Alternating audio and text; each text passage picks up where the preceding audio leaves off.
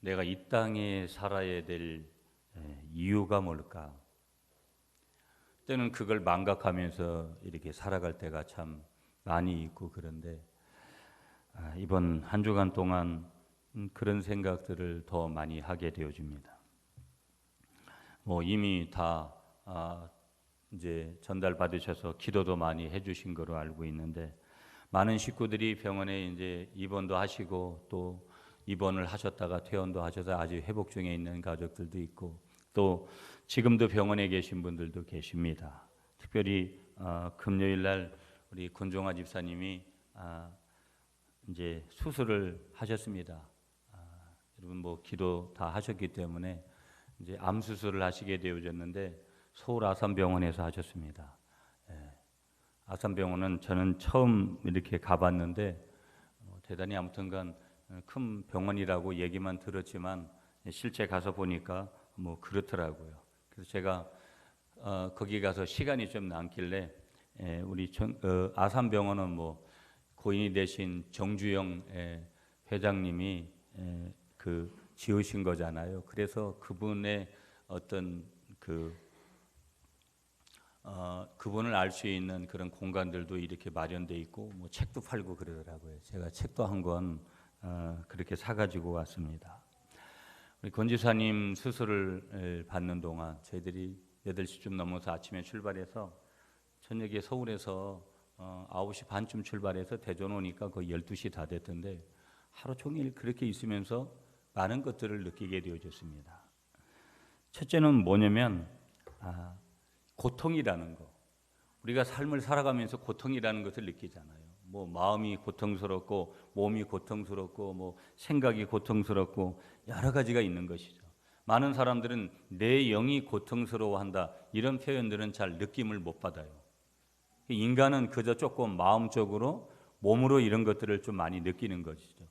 다시 말하면 하나님께서 영과 혼과 육으로 우리를 만드셨는데 정신세계 정도만도 정신세계도 많이 인지를 못하는 사람들이 많아요. 어떤 때는 내 육체도 인지를 못하면서 내 육체가 굉장히 망가지고 있고 그렇게 되는데도 그런 것들을 방치하면서 살아가는 사람들도 굉장히 많습니다. 그걸 일명 병명으로 말하면 중독이라는 거예요. 중독. 그런데 많은 사람들이 고통을 받으면서 살아갑니다. 여러분이 목사가 안 돼 보셔서 잘 모르실 건데 목사의 마음은 성도들에게 항상 가 있는 게 사실이거든요. 하루 종일 그리고 제가 마지막 이제 회복실에 나오셔서 우리 권지사님 마지막 고통스러워하는 모습 우리가 좋은 세상에 살잖아요.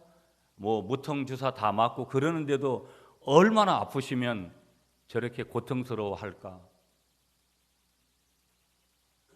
많은 생각들을 하게 되어지고 또 그 수술 받는 동안에 가족들 눈물 흘리시고 아파하시고 여러 모습들을 이렇게 보면서 어떤 의미에서는 100%다 그 목회자로서 그 고통에 동참을 100% 할 수는 없지만 그래도 그 고통의 현장에서 함께 그 고통을 나눠보고 또 그 고통이 곧 누구하고 연관성을 가지는 거냐면 그저 다른 분의 이야기, 내가 알고 있는 집사님의 이야기가 아니라 언제든지 내가 저 자리에 있을 수 있는 거고 언제든지 그렇게 가는 건 당연한 것이다. 왜? 우리는 죽는 것이 정해진 존재이기 때문에. 그래서 그 많은 고통들, 여러 가지 오는 그런 고통들에 동참을 할 수 있는 시간이고 그리고 이 고통의 문제를 어디서 답을 얻고 살아갈 것인가. 그래서 내가 이 땅에 더 살아야 될 이유가 무엇인가? 라는 질문도 더불어 하게 되는 것이죠. 그러면서 항상 제가 말씀드리지만 신앙생활을 잘해야 되겠다. 중요한 것은 누구부터 신앙생활을 잘해야 되느냐? 나부터 신앙생활을 참 잘해야 되는 거다. 언제든지 내가 주님 앞에 설 수 있는, 언제든지 내가 어떤 어려움 앞에서도 이 모든 것들을 이겨낼 수 있는 유일한 힘은 좋은 병원을 만나는 것도, 좋은 의사 선생님들을 만나는 것도, 좋은 치료 방법을 갖다가 만나는 것도 중요하지만, 그러나 내가 언제든지 이런 문제에 대해서 답을 할 수 있는 그런 곳에 우리가 있어야 되는데 그게 어딜까? 세상에는 그런 답을 줄 수 있는 곳은 아무 데도 없습니다. 내가 그 해답을 얻을 수 있는 곳은 오직 주님 품 안에 있을 때에만 그것을 깨닫게 되어지는 줄 믿습니다. 그래서 우리 권지사님이 수술을 잘 받으셔서 너무 감사하고, 여러 가지 또 다른 식구들도, 병원에 계신 식구들도 있지만, 여하튼 제가 교회가 웬만하면은 그렇게 저기 하더라도, 제가 암 수술을 받으시고 이런 분들이 우리 식구들 중에서 안 나왔으면 좋겠는데, 그래도 사람들이 모르잖아요. 그 어려운 수술 앞에는 늘 함께 시간을 내서 좀 있었으면 좋겠다. 그냥 가서 있는 것이 그냥 그 마음으로 그 고통에 같이 동참하는 목회자의 자세가 아니겠어요. 기도를 해주고 내가 거기서 무슨 뭐를 하고 그런 것들이 있어서 중요한 것이 아니라, 그저 함께 고통을 분담하고 나누고 있다는 그 현장에 함께 있고, 또 목회자로서 그 성도들을 이끌어야 되는 한 목사로서 내가 어떤 자세로 하나님 앞에 지도자의 모습을 가져야 될 것인가, 그런 생각들을 하는 시간들이었다. 그래서 너무 감사하고, 또 여러분들도 우리 모든 성도들 특별히 빨리 회복되어질 수 있도록 여러분들이 계속해서 기도를 해주시기를 부탁을 드리겠습니다. 할렐루야. 그러면서 이런 질문을 우리가 해야 되는 거예요. 하나님께서 이 땅에 나를 더 살려두신 이유가 도대체 뭘까? 나만이 알고 있는 죄들이 엄청납니다. 어떻게 보면 인간적으로도 표현이 좀 거칠지만 이미 벌써 내가 이 땅에 살아야 될 이유가 없는 그런 정도로다가 내가 지은 죄들이 많다라는 것을, 저부터도 또 여러분들도 거기에는 예외가 될 수 있다라는 것을 우리는 알아요. 그럼에도 불구하고 하나님께서 이 땅에 나를 더 살려두신 이유가 도대체 뭘까? 이런 질문을 한번 근본적으로 해보신 그런 경우들이 있는지 모르겠어요. 어느 날 하나님께서 저와 여러분들을 찾아오십니다. 여러분에게도 저에게 하셨던 동일한 질문을 하십니다. 그리고 하나님은 이런 말씀을 주시는 거예요. 오늘 성경에도 그런 거예요. 이스라엘 백성들에게 그런 말씀을 주시는데, 나같이 보잘것없는 인간에게 어떻게 말씀하시느냐? 사랑하는 누구누구야, 이렇게 말씀하시면서 내가 너를 더 이 세상에 살게 해야 될 이유가 무엇이냐? 네가 이 땅에서 더 살아야 될 이유가 뭐냐? 그렇게 하나님이 질문하신다면 여러분은 무엇이라고 대답을 하시겠습니까? 뭐라고 대답을 하실 거예요? 이 질문은 나 자신에게 하나님 앞에 설 때까지 끊임없이 물어야 될 질문 중에 하나인 줄 믿습니다. 내가 너를 이 세상에 살게 해야 될 이유가 뭐냐? 저는 무지 어렸을 때부터 이 자라오면서 말이죠, 장례식장 이런 데 가는 거 그렇게 두렵더라고요. 겁나고. 여러분, 장례 나가지고 무슨 시신을 바라보고 이런 게 얼마나 겁이 납니까? 그런 얘기도 하잖아요. 시신 잘못 바라보면, 적당히 바라보면 가위 눌리고 여러 가지 한다고. 실제 또 그런 분들이 있어요. 저도 그런 데 가면 얼마나, 그래서 어릴 때 자랄 때도 장례 난 집에 가서 절대 밥도 안 먹었거든요. 그리고 장례가 나서 누구 시체를 이렇게 바라보고 이런 것들은 절대 안 하거든요. 그런데 제가 언제부터 바뀌었냐면, 제가 이제 신학을 하고, 어떻게 보면 더 정확하게 말하면 제가 이제 목사가 돼서 완전히 안수를 받고 나서는 제가 더 그런 데를 더 예의기주하게, 제가 장례를 하면 저는 마지막 한 평, 2평 되는 거기에 묻히는 그 사람을 끝까지 내가 주시합니다.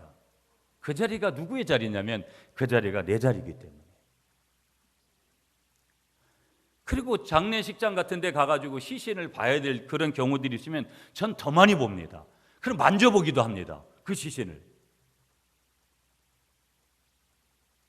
왜 그렇게 하냐면 나도 역시 아무것도 아니다라는 거.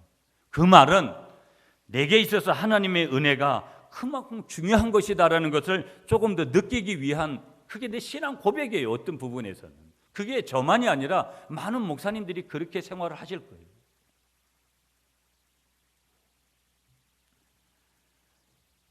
이런 모든 질문들이 내가 하나님 앞에 설 때까지의 질문이라는 거예요.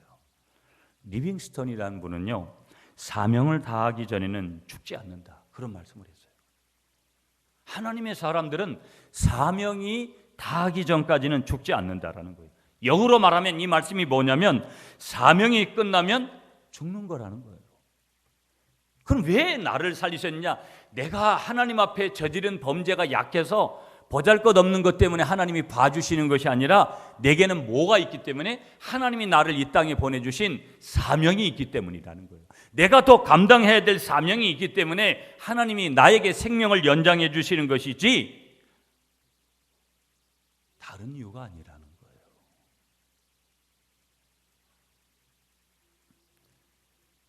이 말은 우리가 이 땅에 하나님 앞에 보냄을 받아서 사명을 다하고 나면 살아야 될 이유가 없다라는 거예요. 내가 사명을 다했는데 나의 갈 길과 주 예수께 받은 사명을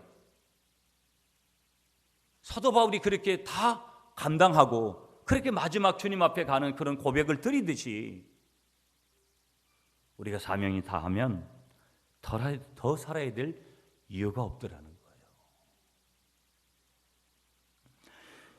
성경적인 인생관이 뭘까? 지난 주간에 낮 시간에 설교를 하면서 그렇게 드렸어요. 성경적인 인생관이 뭐냐? 나는 왜 사는가? 나는 왜 사는가? 질문에 답을 하는 것이 우리 인생의 성경적인 인생관이라는 거예요. 나는 왜 사는가? 나는 무엇을 위해 사는가? 무엇을 위해 사는가? 창세기 47장 9절에 가보면 야곱이 바로 앞에 서서 자기 인생을 이렇게 고백합니다. 나는 나그네의 세월을 살았고 험악한 세월을 보냈다고. 그때 야곱의 나이가 130세입니다. 130년을 이 땅에 살았던 야곱이 이 바로 앞에서 왕 앞에서 애굽의 왕 앞에서 뭐라고 얘기했냐? 내 나그네의 세월이라고. 130년을 사는 사람이 나그네의 세월을 살았다고 이야기하면서 그 세월은 험악한 세월이었다고 그렇게 고백을 해요. 인생은 결코 우리가 생각하듯이 만만하고 녹록하지 한 것만은 아니다라는 것을 생각하죠. 어떤 인생을 살아야 될까? 내가 이 땅에서 더 살아야 될 이유가 뭐냐? 이 질문을 하면서 오늘 우리가 성경으로 한번 돌아가 보기를 원합니다. 오늘 여러분 출애굽기 19장 1절부터 6절 본문을 한번 보시면 하나님은 조그마한 백성 이스라엘을 위대한 백성 삼으시기를 원하십니다. 더 정확하게 말하면 6절에 말씀하는 거룩한 백성으로 삼기를 원하시는 것이 하나님 아버지의 뜻이에요. 이스라엘 백성이 애굽을 출발을 해서 3개월쯤 되었을 때에 시내 광야에 도착을 하게 됩니다. 지금 시간으로 보면, 장소로 보면 출애굽에서 3개월 지나서 지금 어디에 있냐면 이스라엘 백성들이 시내 광야에 지금 집결이 있는 거예요. 그런데 여기서 하나님은 이스라엘과 뭐를 체결을 하시냐면 언약이라는 것을 체결하세요. 다른 말로 쉽게 말하면 하나님과 이스라엘이 맺은 약속을 여기서 손가락 거는 그 이상의 역사를 여기서 이루시는 거예요. 하나님 편에서 보면은요, 하나님은 떠돌이 유랑민족이었던 430년 동안 종살이나 하던 민족, 노예 근성이 닥치닥치 그렇게 붙어있는 이스라엘 그런 민족을 택하셔서 위대한 백성, 거룩한 백성을 만들고 싶어하는 그 마음을 누가 가지셨냐면 하나님이 가지신 거예요. 세상에 줄서기 하면 여기 교회 와서 있어야 될 사람 별로 많지 않아요. 세상에는 아직도 예수 믿지 않아도 인간적으로 바라보면 멋있는 사람들이 얼마나 많은지 몰라요. 도덕적으로 윤리적으로 결함이 없는 사람들이 얼마나 많은지 몰라요. 그런데도 늘 삐지기 좋아하고 인간적이고 늘 소심하고 늘 죄만이 지은 나 같은 인생을 교회 안에 부르셔서 내가 여기 있다라는 이 사실은 무엇으로도 다른 것으로는 다르게 해결하고 바꿀 수가 없는 거예요. 그래서 종교는 윤리가 아닌 거예요. 좀 전에 야곱도 말씀드렸지만 야곱이 얼마나 인간적으로 비열한 인간이에요. 그러나 그가 하나님과의 관계가 좋으니까 물론 그 비열한 도덕적인 그런 것까지도 없으면 좋지만 그러나 그런 것들이 중요하지는 않더라는 거예요.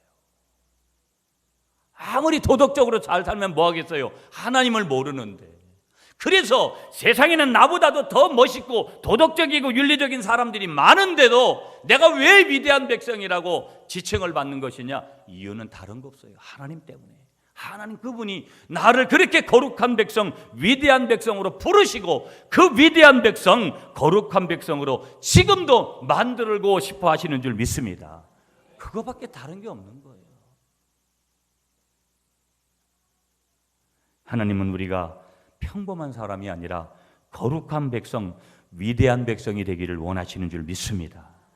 그래서 여러분 오늘 본문의 시내산이 바로 어떤 장소냐면 그 하나님과의 언약, 그 거룩한 백성, 그 위대한 백성을 삼고자 하는 하나님의 그 언약을 이루시는 약속이 있는 현장이 바로 어디냐면 오늘 본문의 이 시내산이에요. 이 시내산 언약을 통해서 천덕꾸리와 같은 그러한 백성이 아니라 하나님의 보물 같은 하나님의 거룩성을 가진 하나님의 위대함을 가진 하나님의 위대한 백성으로 바뀌어지는 줄 믿습니다. 노예 상태로 태어났던 노예로 살던 사람들이 바로 제사장으로 바뀌어지고 제사장 나라가 되어지고 버려진 백성이 하나님의 백성으로 구별된 백성이 되는 줄 믿습니다. 하나님께서 이런 말씀을 하실 때 지금까지 너희가 보물 같은 백성이었다, 제사장 나라였다, 구별된 백성이었다, 이렇게 과거형으로 하나님께서 말씀하시지 아니하고 뭐라고 오늘 말씀하시냐면 되겠고 되리라. 이게 무슨 얘기예요? 미래형으로 지금 말씀하시는 거예요. 지금 너희들이 그렇게 된 것이 아니라 앞으로 장차 미래에 너희들이 그렇게 되겠고 너희들이 그렇게 되리라. 그래서 오늘 설교의 제목을 거룩한 백성이 되리라. 이건 아직 된 게 아니잖아요. 저와 여러분이 거룩합니까? 거룩하다면 주일날 절대 혼자 오지 않아요. 거룩하다면 여러분이 한 주간 동안 여러분이 어떻게 하나님이 행실하고 하나님 앞에서 살았는지를 여러분이 스스로가 잘 아는데 그렇게 살지 않아요. 그런데 우리에게 희망의 메시지가 뭐냐? 그렇게 되리라는 거예요. 거룩한 백성이 된 게 아니라 너는 지금 되어져 가고 있고 그렇게 되리라. 그렇게 말씀하시는 줄 믿습니다. 그러니까 하나님은 이제부터 너를 그렇게 만들겠다는 하나님의 강력한 의지를 표현하는 거예요. 여러분, 제가 우리 권 집사님 수술을 같이 동참하면서 하나님은 권 집사님 수술하시고 의사 선생님들 통해서 그렇게 하시지만 저는 그 현장에서 뭐를 느끼냐면 또 그런 거예요. 하나님이 나를 빚어가시고 성도를 한 사람 한 사람 바라보는 그 마음이 인간적이지 않고 영적인 것을 요구하시는 그 마음에 부합하도록, 그리고 나도 한 사람이 신앙인으로서 하나님 앞에서 나의 정체성을 바르게 이어가도록 그런 모든 것, 너를 그렇게 만들겠다는 하나님의 강력한 의지 표현에 그 현장이 그저 내가 주어져 있는 거예요. 여러분도 마찬가지라는 거예요. 하나님이 지금도 여러분들을 강력하게 하나님의 사람으로 만들어 가시는 줄 믿습니다. 잘 보세요, 여러분. 이 시내산 언약이 있기까지 이스라엘 백성들은 세상 누구로부터 소중히 여겼던, 그렇게 소중히 여김을 받았던 그런 존재들이 아닙니다. 한마디로 짐승같이 개같이 노예가 그런 거 아니겠어요? 그렇게 취급받았던 사람들입니다. 시내산 이전에 그들의 존재는, 그들의 가치는 그렇게 남다른 것이 아니었다라는 거예요. 어떻게 보면 가장 평범한 거예요. 가장 보잘것없는 거예요. 그러므로 이 시내산은 이스라엘 백성에게 대단한 뭐가 되는 거냐면 중요한 분기점이 되어버리는 거예요. 터닝 포인트예요. 존재 가치가 바뀌어지는 전환점이 되는 거예요. 거지같이 노예같이 그렇게 살았던 이 이스라엘 백성들이 하나님이 그들에게 언약을 주심으로 말미암아서 위대한 백성으로, 거룩한 백성으로 되어지는 그런 계기가 되는 것이 바로 어디냐면 오늘 이 시내산 언약이라는 거예요. 인생을 살다 보면 이런 전환점들이 반드시 있어야 돼요. 분기점들이 있어야 돼요. 여러분이 가만히 생각해 보세요. 지금까지 신앙생활해오던 패턴대로 신앙생활하면 안 돼요. 많은 분들이 제가 그저 인간의 눈으로 봐도 저렇게 신앙생활하면 안 되는데 이렇게 말해줄 수 있는 사람들이 너무 많아요. 우리 교회뿐만 아니라 모든 사람들을 바라볼 때. 그러면 신앙생활만 그러겠어요? 우리가 인생을 살아가면서 여러 문제들 앞에서 이렇게 살면 안 되는데 라는 문제들, 분기점 앞에, 터닝 포인트 앞에 우리를 세워야 되는 일들이 너무 많은 거예요. 하나님은 존재 가치가 완전히 바뀌어지는 전환을 이루는 걸 원하세요. 적당히 바뀌고 이런 걸 안 원하세요. 대충 뭐 바뀌다가 마는 거 그런 걸 원하지 않는다고요. 존재 자체가 완전히 어떻게 성서적으로 하나님 방법으로 바뀌는 그런 사람을 원하시는 줄 믿습니다. 그런 나라가 되도록, 제사장 나라가 되도록 이스라엘 백성들에게 시내산 언약을 지금 하나님께서 맺고 계시는 거예요. 우리 모두에게도 이러한 영적인 시내산이 있어야 되는 거예요. 하나님의 언약이 내게 임하고 하나님 앞에서 내가 이제는 이렇게 살지 않는다.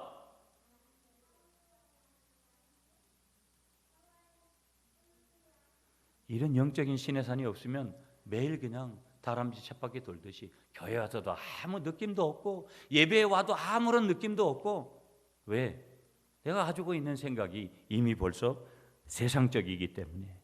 하나님을 만난 그분 앞에 자신의 인생을 드렸던 그 자리, 그분을 만난 나의 취미도 바뀌고 꿈도 비전도 새로워지고 인생의 소원도 목적도 달라졌던 곳이 어디냐면 시내산인 줄 믿습니다. 이 체험이 우리를 위대한 백성으로, 거룩한 백성으로 만들어 주게 될 줄 믿으시는 여러분이 되시길 간절히 축복하겠습니다. 자, 여러분, 오늘 본문으로 돌아가 보겠습니다. 본문 6절을 같이 읽겠습니다. 6절 말씀 같이 읽어주세요. 시작.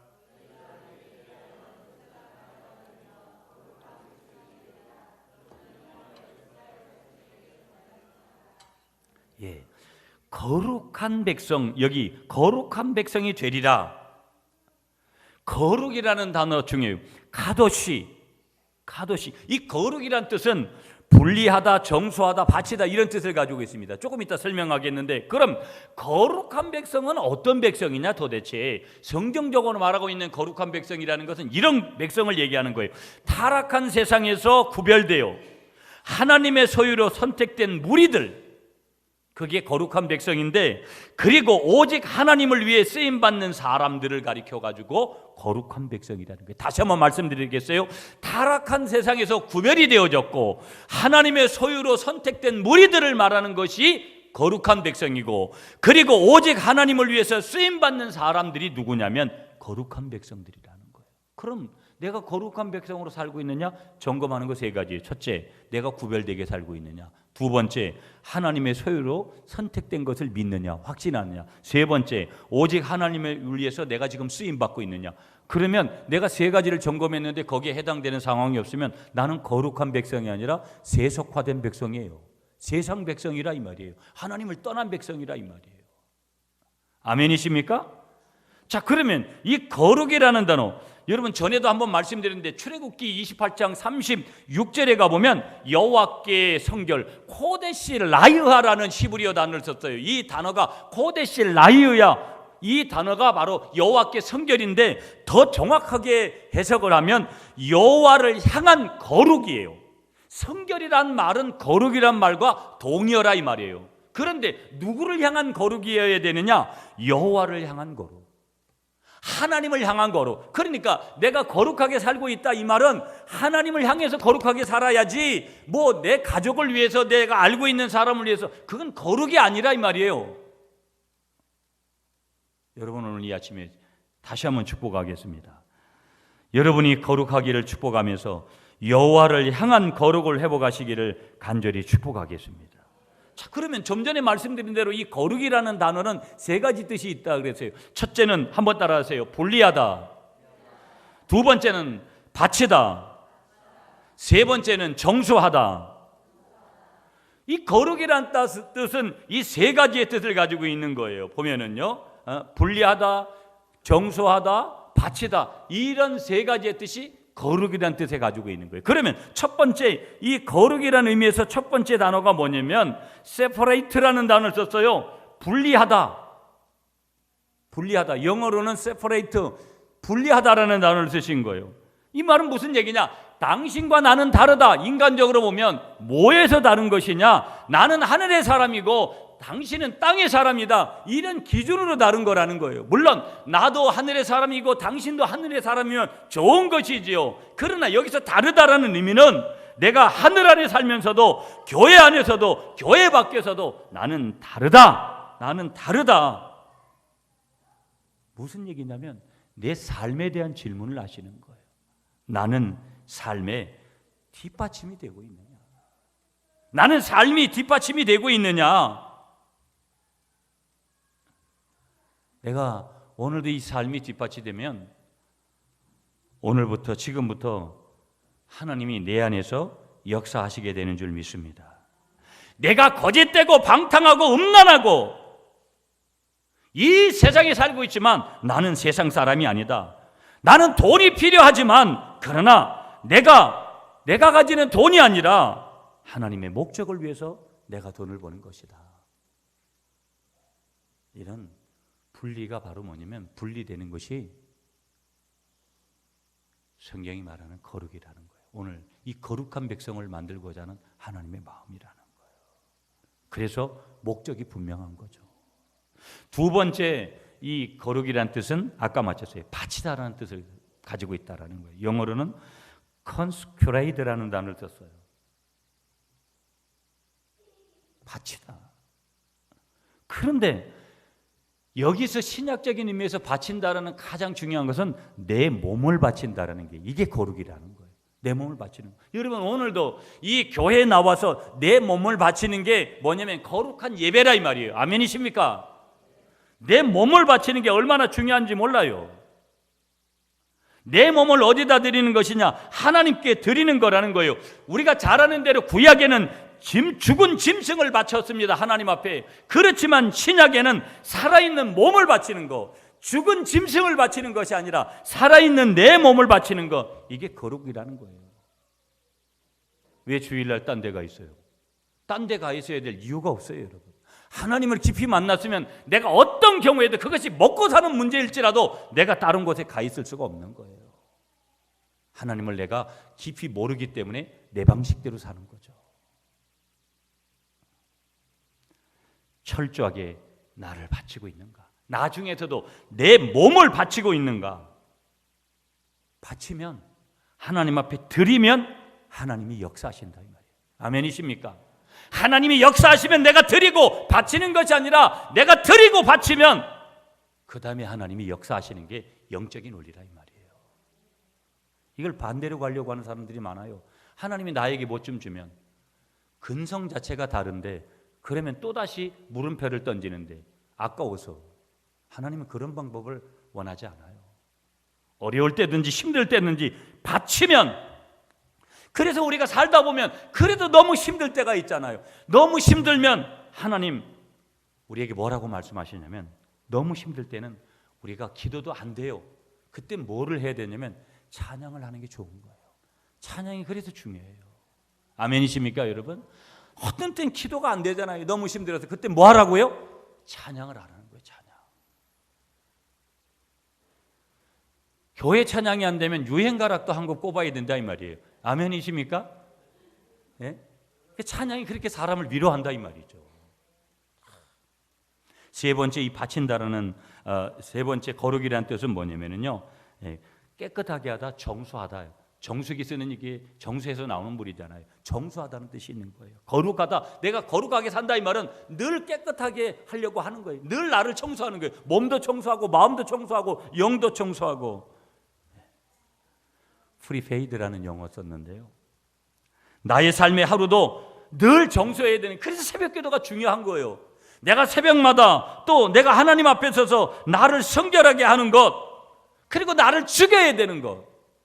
나를 죽이지 않으면, 내가 살면 나 같은 게 산다고 생각해 보세요. 여러분, 저도 목사로서 내가 살면 교인들을 똑바로, 교회를 똑바로 하나님의 영광을 드러낼 게 없어요. 나를 죽여야지 되는 것이지. 목사만 죽어야 돼요? 모두가 똑같은 거예요. 한번 따라하겠습니다. 내가 죽어야 가정이 살고, 교회가 살고, 민족이 살고, 하나님의 나라가 삽니다. 아멘이십니까? 그래서 거룩이 뭐냐? 분리하는 거고, 거룩이 뭐냐? 바치는 거고, 거룩이 뭐냐? 정수하는 거예요. 깨끗하게 하는 거예요. 누구를 향한 거룩이 돼야 된다? 하나님을 향한 거룩. 내가 하나님 앞에서 늘 분리된, 세상과 분리된 하나님 중심의 삶을 살고, 내가 늘 하나님 앞에 바치고, 몸도 바치고, 물질도 바치고, 시간도 바치고, 늘 나를 깨끗하게 만들고 정수하고, 하나님의 말씀을 그래서 읽어야 되고, 기도해야 되고, 안 그러면 세상의 것들이 물밀듯이 밀려오잖아요. 세상의 정욕과 욕망들이 물밀듯이 밀려올 때 그걸 어떻게 막으려고요?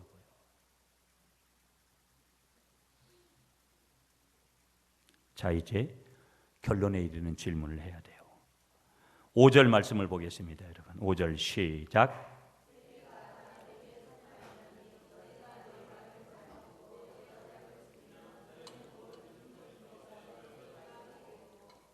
자, 하나님이 하나님의 언약을 지키면, 거룩한 백성이 되면, 위대한 백성이 되면 어떤 존재로 살아가야 되느냐를 말씀해 주는 거예요. 간략하게 볼게요. 첫 번째, 거룩한 백성의 증거가 바로 뭐냐? 5절에서 이렇게 말씀했어요. 내 언약을 지키면, 그 다음 말씀 보세요. 너희는 모든 민족 중에 뭐가 되고? 내 소유가 되겠고. 한번 따라하겠습니다. 나는 하나님의 소유입니다. 아멘이십니까? 아멘이십니까? 너희는 내 소유가 되겠고, 여기서 내 소유라는 말은 하나님의 보물 같은 백성이란 그런 뜻이에요. 이어가면, 말을 바꿔보면 하나님의 눈에 넣어도 안 아플 만큼 소중한 귀한 존재, 거룩한 존재, 위대한 존재, 그게 누구라는 거예요? 나인 줄 믿습니다. 여러분, 지금 이스라엘 백성들은요, 애굽에서 430년 동안 종살이 하다가 지금 출애굽하고 있어요. 거길 탈출해서 나오고 있어요. 이 출애굽한 이스라엘 백성들에게 가장 시급한 문제가 뭐였냐면요, 애굽에서 가지고 있던 그 꼬리표를 좀 떼는 작업이었어요. 그 꼬리표 안에는 뭐가 들어있냐면 노예 근성이 들어있습니다. 늘 부정적이고 패배주의에 찌든 의식, 그런 것들이 그 보따리 안에 들어져 있습니다. 이 꼬리표를 떼야 되는 거예요. 여러분, 우리도 부정적일 때가 있죠. 참, 저도 지금은 딱 한 가지예요. 왜 하나님이 나에게 부흥을 좀 안 줄까? 내가 하고 싶은 일이 너무 많은데 이게 저에게 딱 한 가지 숙제예요. 뭐 우리 아이들이 무슨 대학을 가고 어떻게 되고, 저는 그런 거 가지고 내가 무슨 돈이 없어가지고 뭘 그런 걸 걱정하고, 물론 순간에 걱정이 와도 그런 거 가지고 본질, 여러분이 늘상 고민하는 그런 거 가지고 고민해 본 적이 없어요. 내게 있어서 고민은 어떻게 하면 이 교회가 부흥해서 내가 맡겨진 그 선교의 사역을 좀 더 그 지경을 넓혀서 해볼까? 이거 한 가지밖에 없어요. 오늘 우리 속에는 여러 가지 질문들이 있잖아요. 하나님이 왜 나에게 이런 걸 안 해줄까라는 그런 질문들이 얼마나 많습니까? 여러분이 가족 문제, 직장 문제, 자녀 문제, 건강 문제, 뭐 돈 문제, 여러 가지 뭐 신앙 문제. 하나님은 살아계신다고 그렇게 말씀하시는데, 우리의 그 약한 연약한 부위들을, 아킬레스건을 건드려가지고 거기서 나오는 더러운 것들이 막 터져 나올 때가 있잖아요. 원망하고 불평하고 시비하는 노예 근성들, 부정적이고 패배주의고 나는 안 된다는 사고 속에 오는 것들, 이런 것들이 얼마나 많은지 몰라요. 이 우리만 그런 게 아니라 이스라엘 백성들도 그런 거예요. 그러니까 하나님이 위대한 백성들로 만드는데 해결돼야 될 전제가 하나가 뭐냐면, 이런 거지 근성들의 꼬리표를 좀 떼야 되는 거예요. 노예 근성을 그대로 가지고 있는 거예요. 그래서 항상 제가 지난주에도 뒤에 앉지 말라고 왜 그러냐면, 항상 뒤에보다는 앞이 중요한 거예요. 이스라엘 백성들이 뒤에 있는 사람들은 늘 그래가지고 항상 당하기만 한 사람이 다 먹혀버렸다니까요. 나중에는 다 이방 민족들한테.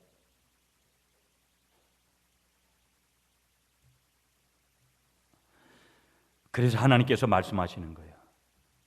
이렇게 말씀하시는 거예요. 너는 노예가 아니라 나의 소유, 나의 보물이다. 아멘이시죠? 세상에 여러분, 내가 병들었어도 나만큼 소중한 사람이 없어요. 나만큼 소중한 게 없다고요. 이 세상에 나만큼 소중한 사람이 누가 있습니까? 내가 가장 소중하다고 주님이 말씀해 주시는 줄 믿습니다. 주님에게도 누가 가장 소중하다는 거예요? 내가 가장 소중하다라는 거예요. 아멘이십니까? 내가 가장 소중하다는 게 내가 말씀했습니까? 주님이 말씀하시잖아요. 자존감을 높이시기 바랍니다, 여러분. 내가 좀 죄짓고 실수해도 나는 하나님의 백성이라는, 거룩한 백성이라는 그 의식이, 정체성이, 아이덴티티가 정확해야 된다는 거예요. 하나님 그렇게 말씀하시는 거예요. 하나님의 언약을 지키면 두 번째로 주시는 메시지가 뭐냐면, 자, 6절 말씀 읽겠습니다. 여러분 시작.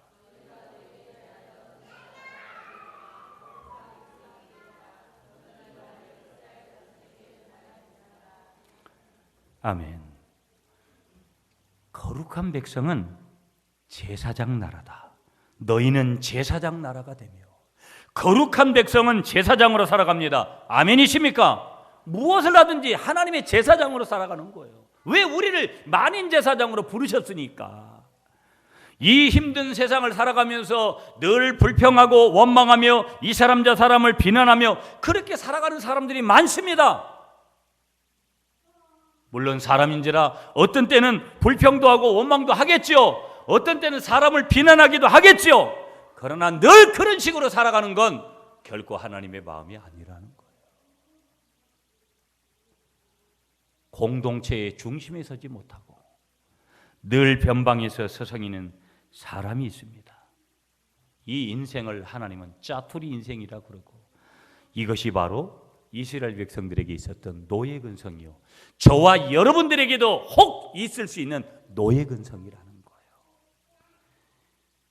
하나님의 백성은 노예 근성이 아니라, 자투리 인생이 아니라 위대한 백성으로, 제사장 의식으로 항상 살아가게 된다는 것을 믿으시는 여러분이 되시기를 축복하겠습니다. 변방에 서지 마시고요, 항상 중심에 서는 거예요. 교회 와서도 하나님 내가 하겠습니다. 그걸 언제 가르치는 줄 아세요? 하나님이 죽음 앞에 서서 나를 그때 가르치는 거예요. 그때 가서 하면 어떤 때는 늦을 때도 있는 거예요. 내가 일찍 깨닫고 내가 하나님의 교회를 위해서도 앞서서 무언가를 하려고 하는 거, 매일 뒤에서 다른 사람 기도나 받고 다른 사람 권면이나 받고, 하나님은 절대 나를 그런 존재로 부르시질 않았어요. 가정에서든지 사회에서든지 교회에서든지 공동체의 중심에서 서시는 여러분이 되시기를 축복하겠습니다. 이유는 뭐예요? 나를 거룩한 백성으로 부르신 아버지의 뜻 때문에 나를 만인 제사장으로 부르셨으니까. 난 제사장이라 이 말이에요. 그러면서 6절에서 한 가지 말씀을 더 주세요. 6절 보세요. 너희가 내게 대하여 제사장 나라가 되며 거룩한 백성이 되리라. 너는 이 말을 이스라엘 자손에게 전할지니라. 세 번째, 거룩한 백성이라는 거예요.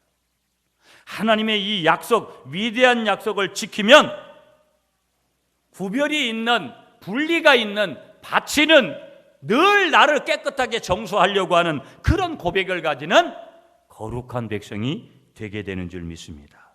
오늘 그래서 거룩한 백성이 되리라, 이게 제목을 여기서 따왔어요. 거룩한 백성이 되리라. 하나님의 가장 위대한 백성은 무슨 백성이다? 거룩한 백성이라는 거예요. 아파트 몇백 평짜리 살고 자가용 못하고 통장 몇 개 있고 어디에다 땅 사놓고 뭐 그런 거 가지고 자랑할 줄 몰라도 그게 나쁘다라는 거 아니에요. 그런 거 자랑해봤자 아무 의미 없어요. 내가 하나님 앞에 갈 때는 아무 의미가 없는 거예요. 그걸 줬는데 그걸 가지고 뭘 했느냐, 그게 더 중요한 거예요. 꼭꼭 숨겨놨다가 자식들한테 물려주든지 아니면 그거 써보지도 않고, 의미가 없는 거예요. 여러분, 있을 때 좋은 옷 사 입으시고 있을 때 좋은 타도 한번 타보시고, 없는데도 빌려가지고 사가지고 그런 걸 하면 안 되고요. 있을 때 그럼 뭐라고 해야 돼요? 달라고 해야죠. 아멘이십니까? 하나님이 주시면 뭐 또 해야 된다? 우리가 하나님 앞에 드리기도 해야 되지만 하나님 앞에서 잘 누려야 될 줄 믿습니다. 아멘이시죠? 예, 저도 외국을 여러 번 이렇게 가게 되는데 제가 하나님 앞에 갈 때까지 한 200몇 나라니까 한 절반만 가봤으면 좋겠어요. 남의 얘기니까 별로 아멘을 안 하시네. 목사님, 나는 지금 나는 손가락이 꼽는데 그렇게까지 할 수 있냐고. 여러분들 가시라 이 말이에요. 아멘이시죠? 한 100개국만 가봤으면 좋겠어요. 이번에 한꺼번에 한 주간이지만 3나라를 갔는데 중국은 이미 갔었고 홍콩, 마카오는 처음 가는데 그래도 가서 잠깐이지만 이런 나라는 이렇구나. 문화를 알고 오는 것들도 참 도움이 되잖아요. 6절에 보면 여기 거룩한 백성, 구별된 백성이 말하는데 여기 중요한 한 가지를 붙들어야 되는 거예요. 이게 뭐냐? 이 거룩한 백성은 어떤 백성을 얘기하는 것이냐? 한번 따라하세요. 하나님 없이는 살 수 없도록 지어진 존재입니다. 아멘이십니까? 한번 따라하세요. 나는 하나님 없이 살 수 없도록 지어진 존재입니다. Without God, I am nothing. 난 하나님 없이 아무것도 할 수 없습니다. 이렇게 지어진 존재가 나라는 거예요. 여러분, 내 마음대로 하는데 잘 되는 거 좋아하지 마세요. 내 마음대로 하는데 잘 되면 위험하다고요. 하나님 앞에 하나님의 뜻대로 해서 잘 돼야 되지 내 마음대로 해서 잘 되는데 잘 되는 건 위험한 거예요. 하나님의 뜻이 없어도 잘 되는 건 위험한 거라 이 말이에요. 얼마든지 그렇게 될 수 있습니다. 인간은. 하나님이 원하셔서 잘 되시는 여러분들이 되시기를 간절히 축복하겠습니다. 하나님, 때로는 이런 고백도 해야 돼요. 하나님, 나는 남편 없이 살 수 있습니다. 나는 아내가 없어도 살 수 있습니다. 자식이 없어도 난 살 수 있습니다. 그러나 주님, 나는 주님이 없으면 살 수 없습니다. 그래서 우리는 찬송가 292장을 부를 수 있는 거예요. 주 없이 살 수 없네 죄인의 구주여, 그 귀한 법의 피로 날 구속하소서, 구주의 사랑으로 흘리신 보혈이. 다 끝까지 안 부르고 나머지는 여러분들도 집에 가서 292장 불러보시고. 주 없이 살 수 없네.